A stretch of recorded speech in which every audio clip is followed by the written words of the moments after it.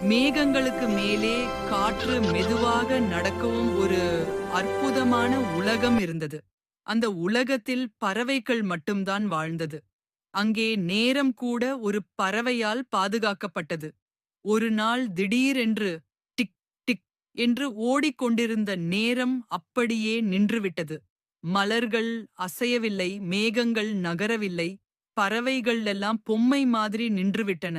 அந்த நேரத்தில் ஒரு சின்ன பறவை மட்டும் நகர முடிந்தது. அது சுற்றி பார்த்தது. எல்லாரும் அசையாமல் நின்றதை பார்த்து அதன் மனசு கலங்கியது.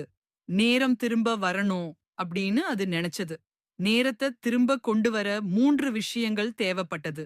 ஒரு உண்மையான சிரிப்பு, ஒரு மனசிலிருந்து வரும் கண்ணீர் மற்றும் பயமில்லாத ஒரு பாடல். அந்த சின்ன பறவை சிரித்தது. மனசு திறந்து சிரித்தது.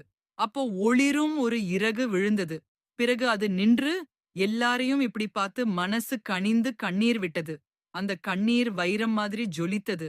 கடைசியாக பயம் இருந்தாலும் நம்பிக்கையோடு அது பாடியது. நல்லது நடக்கும், நான் நம்புறேன், இருள் போகும், ஒளி வரும்.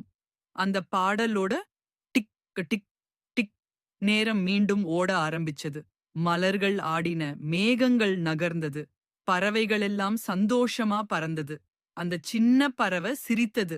அப்போ எல்லாருக்கும் புரிஞ்சது, சின்னதா இருந்தாலும் தைரியம் இருந்தா, உண்மை இருந்தா, நம்பிக்கை இருந்தா பெரிய மாற்றம் நடக்கும்.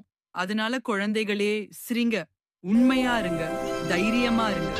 உலகமே உங்க குரலை கேக்கும்.